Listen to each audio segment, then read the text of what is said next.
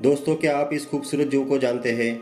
ये जिस तरह से ज़मीन पर रेंगते हुए चल रहा है, ऐसे में बहुत से लोग इसे छोटा सा सांप या रेप्टाइल समझ बैठते हैं। लेकिन दोस्तों, ना तो ये सांप है और ना ही रेप्टाइल, बल्कि एक कीड़ा है। ये लेपिडोप्टेरा क्रम के सदस्यों का लार्वा चरण है, तो अभी इसे हम कैटरपिलर कह सकते हैं। नमस्कार दोस्तों, मैं हूँ डॉक्टर भास्कर और आप देख रहे हैं हमारा YouTube channel Sarpmitra doctor Bhaskar. Caterpillar अपने मूल तितलियों या पतंगों की तरह ही कीड़े हैं। आमतौर पर मराठी में इसे सुरवंट कीटक और हिंदी में इल्ली के नाम से जाना जाता है। कुछ ही समय में इस जीव का एक खूबसूरत तितली में रूपांतरण हो जाएगा। शायद आप नहीं जानते होंगे कि किसी भी बटरफ्लाई यानी तितली का जीवन 4 चरणों में बटा होता है। नंबर 1 अंडा, नंबर 2 लार्वा, नंबर 3 प्यूपा और नंबर 4 वयस्क। किसी भी मादा तितली का नर तितली के साथ मिलन होने के बाद वह मादा तितली अंडे देती है। समय के साथ साथ इन अंडों से लार्वा बाहर निकलते हैं। कुछ समय बाद इनका प्यूपा में परिवर्तन होता है और प्यूपा के बाद वह वयस्क बनता है। उसे ही हम कहते हैं खूबसूरत तितली।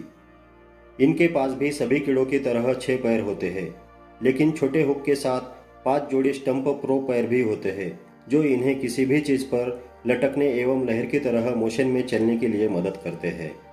पौधों पर चढ़ने के लिए कैटरपिलर अपनी बीट पर छोटे हुक का इस्तेमाल करते हैं। आहार के मामले में कैटरपिलर अधिकांशतः शाकाहारी होते हैं, लेकिन इनकी कुछ प्रजातियां कीटभक्षी भी होती है। आमतौर पर ये बहुत ज़्यादा खाना खाने वाले कीड़े हैं, इसलिए इसे कृषि संबंधी सबसे गंभीर कीटों में से एक माना गया है। शायद इसी वजह से कोई भी किसान इस कीट को अपने खेत में देखना पसंद नहीं करेगा। आपको जानकर हैरानी होगी, इस जू के शरीर में लगभग 4000 मांसपेशियां होती है, जिनमें से अकेले इनके सिर में ही 248 मांसपेशियां होती है। इनकी दृष्टि बहुत खराब होती है, इसके बावजूद ये कंपन का पता लगाने में सक्षम होते हैं। दूसरे कई जानवर इनका शिकार करते हैं क्योंकि इनके शरीर में होता है भारी मात्रा में प्रोटीन। अधिकांशतः ये जीव हानि रहित होते हैं, लेकिन कुछ में एलर्जिक रिएक्शन हो सकती है। खासकर जब हमारी आंखें और त्वचा इनके बालों के संपर्क में आते हैं, तब हमें एलर्जिक रिएक्शन हो सकती है। कुछ संस्कृतियों में इस खूबसूरत कैटरपिलर जीव को सौभाग्य और नवजात शिशु का प्रतीक माना जाता है।